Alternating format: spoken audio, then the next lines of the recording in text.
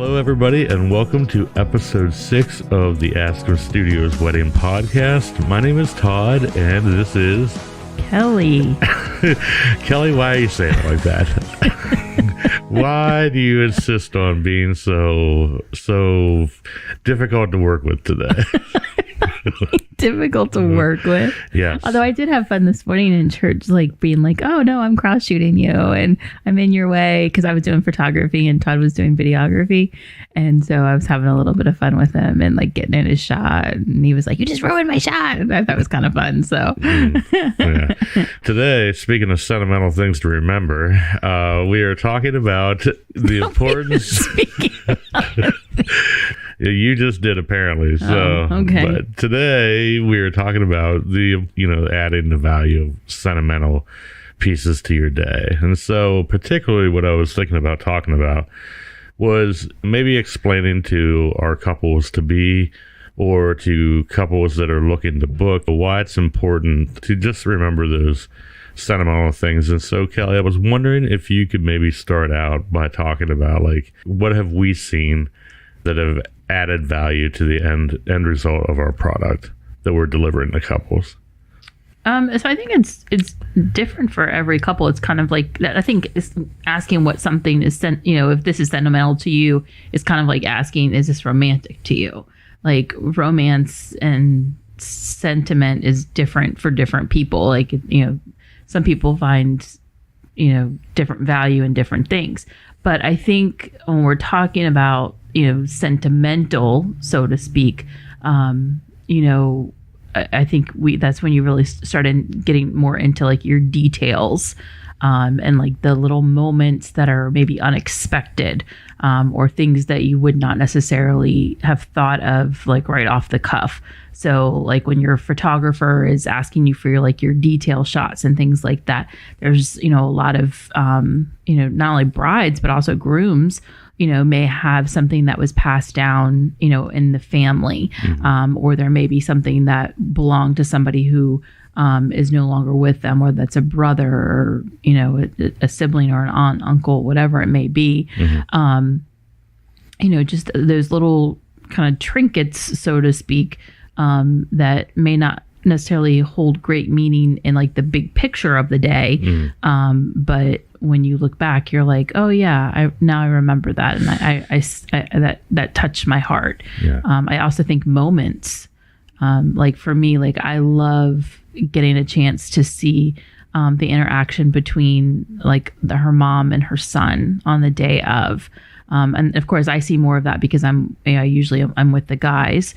But and I'm sure it's the same thing with like the bride and the mom, but, I think that like I always appreciate those moments when, I think just because our son is in that stage of life too, where he's transitioning out of being a kid or whatnot. But, I enjoy those moments that not everybody gets to see.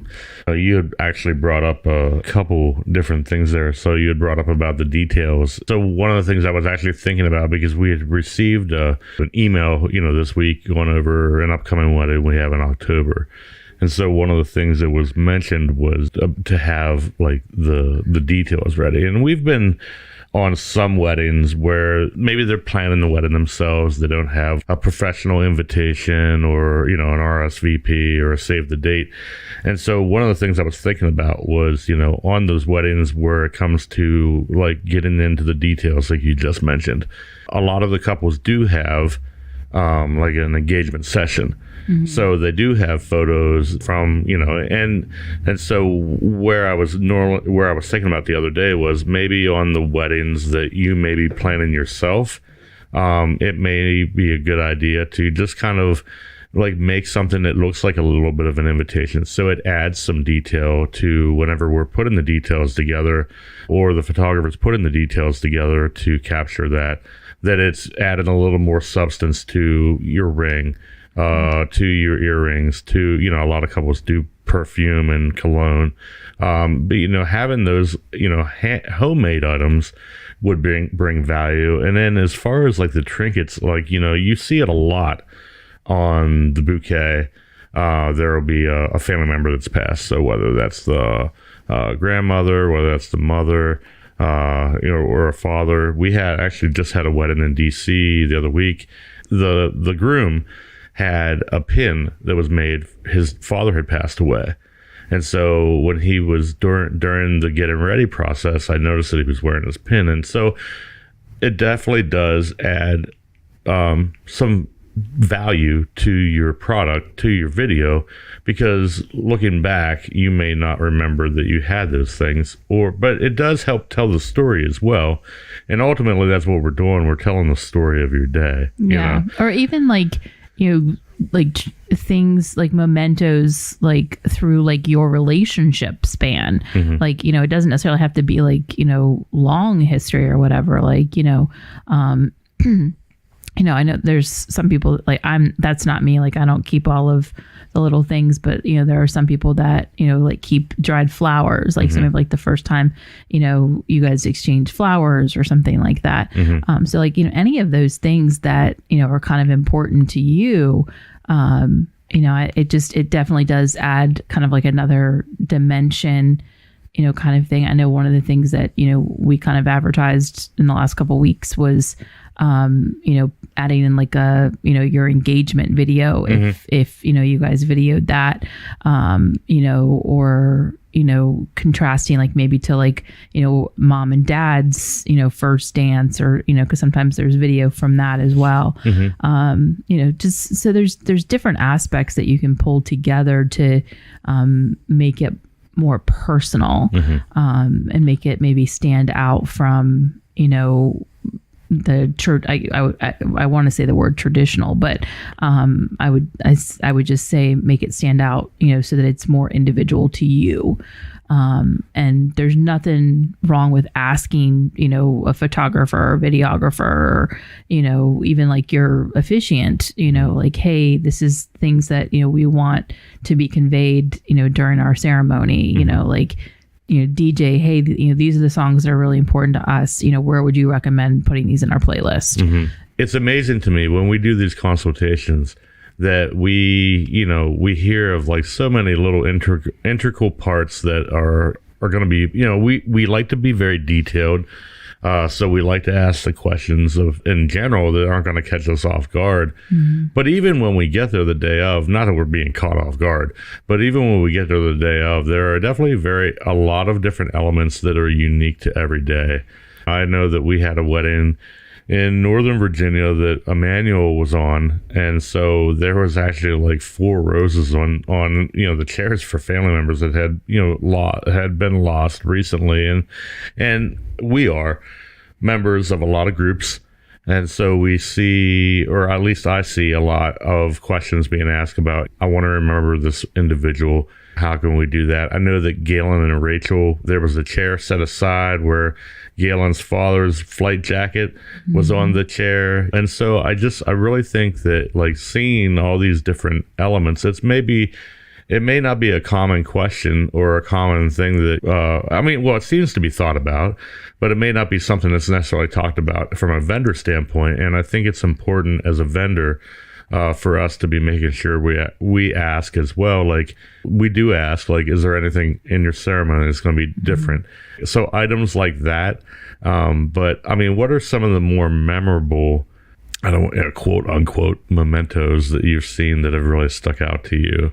Yeah. So I know we had one couple that the mom, I think, had actually sewn like a piece, I think, of like a baby blanket, like into I don't know if it was into the suit or something like that. So it was just, it was something very individual between like, the mom and the son. And I thought that that was just really nice. You don't always, get to see that. There's definitely a lot of things that are like kind of attached to like the bouquets. That's a pretty popular thing. We've seen with the father of the bride, when they're doing a first look with their dad, we've seen like pieces, like little photos that have been screen printed that have been put on ties, embroidery going into the ties. Yeah. So those are some special moments between like, daughter and dad. Right. But that can definitely be captured. I mean, I'm just trying to think of some of the other things we've seen. Jewelry being passed down in generations, like earrings and things like that. I think that's a popular thing to do. With the wedding that we just rolled out this past week with the full highlight for Grace and Ted, the ring that she has part of her great grandmother's and his great grandmother's ring in it. Oh, see, I didn't even know that. Yeah. So, and at the beginning of the video, you can actually hear her saying that. So, like, I faked her out. She was talking to me, and I just pointed the camera at her, but I was making it look like I wasn't filming, so I could capture the audio. Right. But those are little things that are important. I think, really, obviously, video for your videographer, but also with your photographer, to maybe have those conversations ahead of time. Well, I think that's a good point too. Is that sometimes it's when we talk about like timing and like timelines and things like that, like one of the nice things, that when we have, like when the timeline isn't, super like boom, boom, boom. And like we have that time, because we talk to our brides and we're like, how important is that getting ready piece to you or whatever? And a lot of them are like, oh, it's not a big deal. But when we have that extra time, to spend with them when they're kind of, relaxed a little bit, just kind of sitting there getting ready, it does give us the opportunity to kind of maybe, ask, a little, some probing questions, about them, like how they met, or like, funny stories between the two of them or whatnot. So it does enable us to kind of get a little bit of, as you can, I call them sound bites.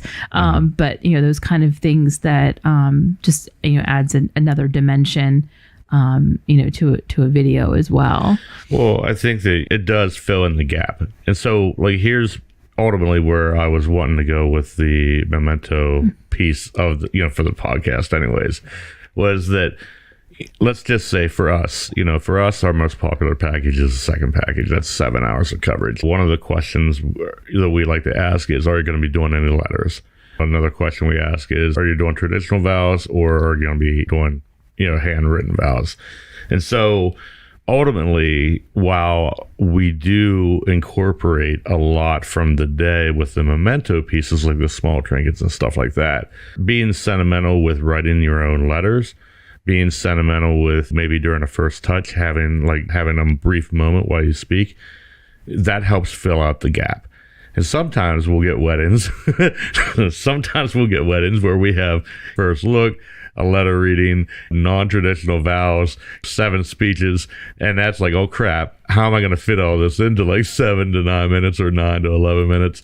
But there are other ones as well where it feels like there's not enough substance to fill the gap. Yeah. At least on the day of. But then obviously whenever I get into the editing piece of it, I'm like, okay, there is enough here. So, but I think that that's why we like to ask couples as well. Like, are you planning on writing your own vows? Are you planning on writing letters to each other? And what are some of the things with the letters that you always try to bring up on our consultations, like on the importance of maybe having those moments, those sentimental moments that we can throw into the video, and why we're doing that? Like, I mean, I don't ever want to like tell our brides, hey, you have to do this, right, or anything like that. I think we always do convey to them that, having those letters would provide a more personal touch to their video because it's individualized to them.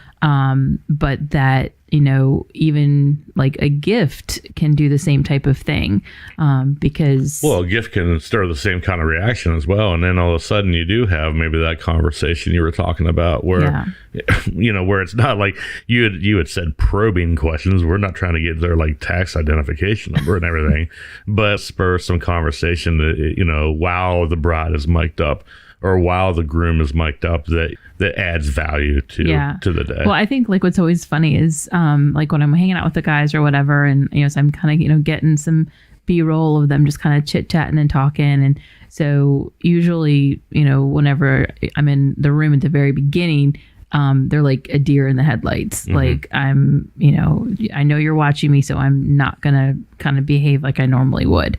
And so I will usually ask them, so like, what do you guys do like normally? Like if I wasn't here, like, what do you guys normally do when you like hang out? Like, are you guys fishing crew, or are you like, do we go, go hang out, watch a movie, or whatever? And they're just like, oh, the response is usually, I don't know, what we do. So maybe like, think about those things before the day of, and think about like, okay, like, what are the kind of things that we do? Just, to kind of open the dialogue up, so to speak. And, well, I think one of the things for you that, that I do like to see after the fact, because I don't review the footage until we get done. And that's with anyone. So whether it's Emmanuel and Brent, Gabe and Rebecca, or your footage, like I know what I shot, so I know what happened during the day. But like it's always like a treasure hunt, especially on the weddings that we have our teams on. Right. At least with you and I have somewhat of a clue of like, okay, this happened. But it's a matter of reviewing all their footage and like, and finding those things on top of it. And I always think that whether it's our team of you and I, or whether it's Emmanuel and Brent or Gabe and Rebecca, I think that the nature when it comes to the groomsmen are all the same. Like they're all very shy at first, and you would think that that's actually the opposite, because you get a bunch of guys together, like some of our weddings, like, they drink, some of them they don't, but their personalities are normally all the same. They're normally pretty shy at first. And then you have to impromptu, like give them a lead, like, hey, let's have you guys do this, because we want to have movement, right? For our video. And so we'll ask them to do something, and just seeing that. I think my favorite quote from the day is always, as soon as I put the mic on the guys, or they're like, oh, you're hot mic'd. Right. Like it's always this big, thing or whatever. And then, like they all know about it. And that always prompts a big conversation. Or if if I'll say, just relax, be yourselves. The second comment is always like, oh, you don't know what you're saying with this group of guys, Right. Like they always think they're like the worst, and they're like, they'll say some really bad words. And, I'm just like, okay, well. But there's a lot of really sentimental moments that come out of that, and so I think having that interaction, whether it's, we've had audio sound bites that we've been able to pull unexpectedly because of stuff like that have added sentimental value to the interaction with the groomsmen. Because like you said, sometimes that is like pulling teeth. Right. Whenever I think about the audio sound bites that we don't necessarily know we have until after the fact, there's two that come to mind. One is with Casey, whenever her dad was there that day. Right. Now, obviously, we did not have video. The minister had already spoke with him. And I was like, well, wait a minute. We had the officiant mic'd up. Right. And so I went back and listened to the officiant's audio, and I was able to find the conversation with, obviously her dad has passed since, but I was able to find audio of them talking. I was able to incorporate that into the video. Right. And then the second one that I think about is just a brief moment. It was a first look. It was a first look with the dad. And then so they were getting ready to do the family photos after that. And so the dad of the bride was standing next to the groom. And he was, the dad was like, she really is beautiful. And he's like, yes, she is. The groom saying that to the dad.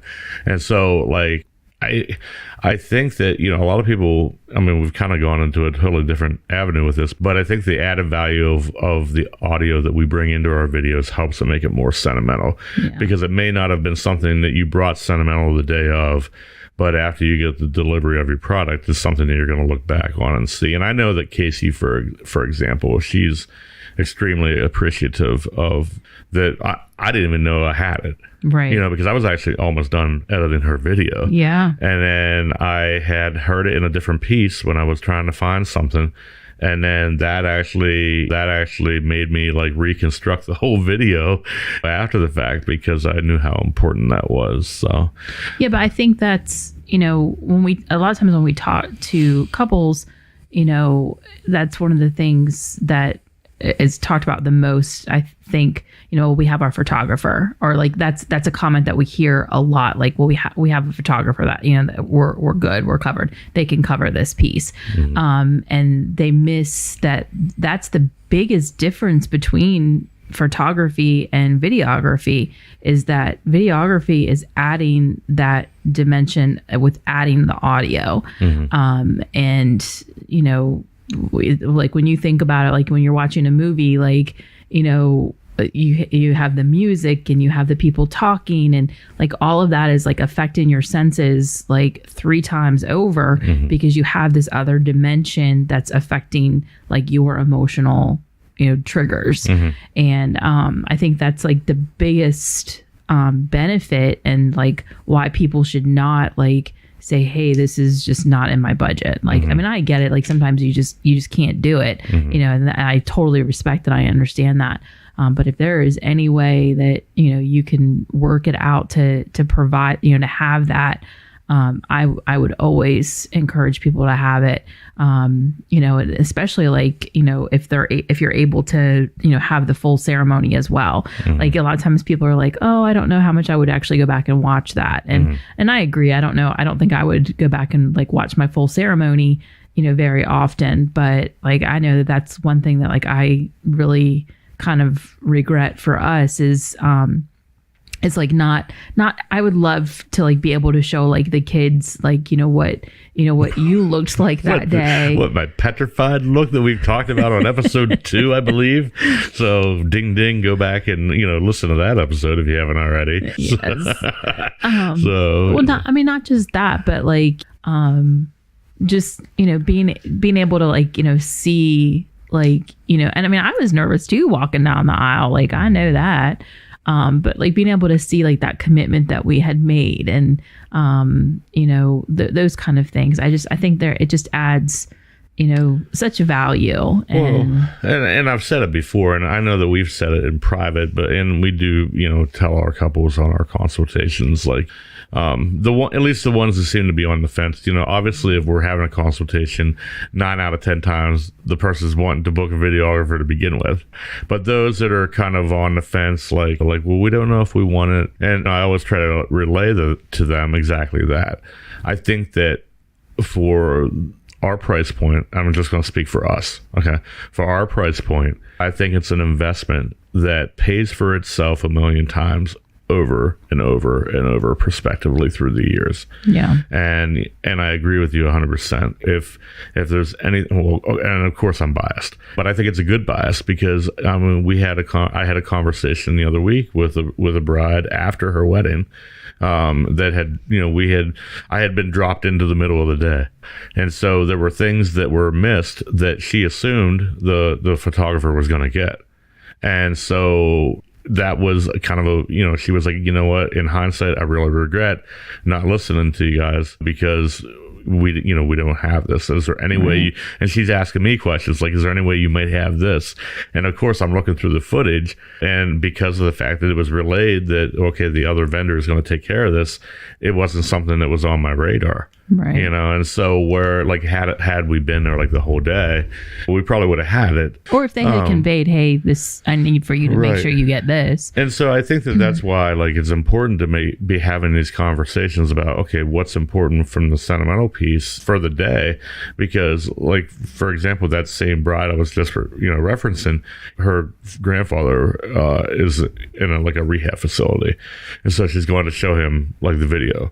And so that doesn't necessarily correlate to what I was just talking about, but sure, she could show him photos, but it's still not going to give the same, you know, the same feeling from the day as to being able to physically see what happened and hear what happened. Right. And I think that you definitely, well, you'll get me applauding that any day of the week whenever you start talking about audio, because it is definitely important, and the quality of your audio is important. Yeah. So it's not just a matter of having audio, it's a matter of making sure that you have professionals that are providing you with the best audio from the day as possible. Yeah. I will say that's definitely something that you have converted me on, because I know when we first started, I was like, really, is it that big of a deal? And then I remembered like the first wedding that we had to actually use our backup, because I was just like, do you really need all these backups? And just like, yes, we do. Because if this happened, I was just like, oh, okay. And I remember like the first time that it happened, I was like, oh, okay, now I kind of understand. Or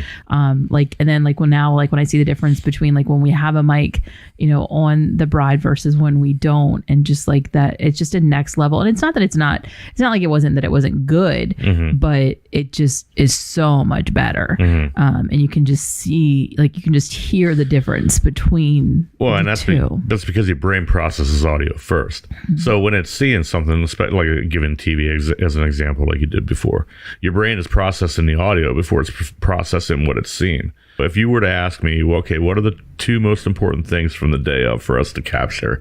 Number one is going to be audio above what we're already. I mean, not to say that we're not going to capture everything visually. We are. You would think that I would answer visual first, something visual.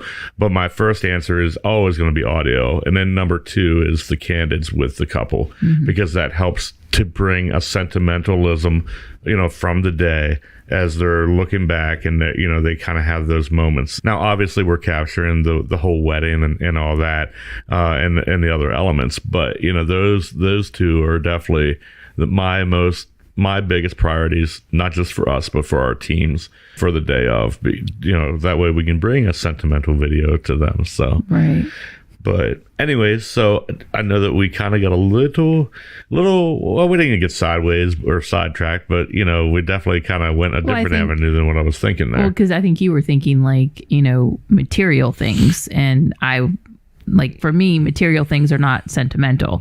Like to me, moments and things like that, that's sentimental. So I think that's why I said at the very beginning, like, sentiment is different for different people.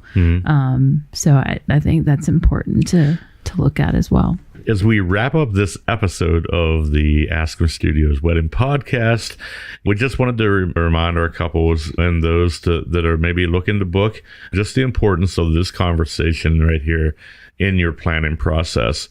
When you're speaking with a prospective vendor, make sure that they're asking you these questions, or number two, you're asking some questions, in regards to this, because I think it helps keep everyone more prepared for the day as your day rapidly approaches, and just giving you the best overall product.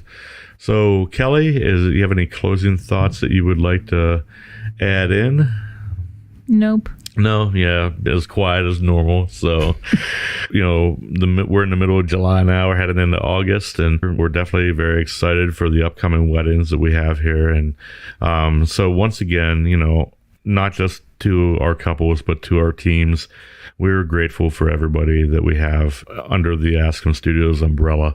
And so we just cannot thank you guys enough. And we look forward to coming to you soon here with episode 7 of the Askem Studios Wedding Podcast. But for now, we're going to go ahead and land the plane. And, well, I guess I will see you probably in about 5 minutes outside of this room, Kelly. So bye, Kelly. Bye, Kelly.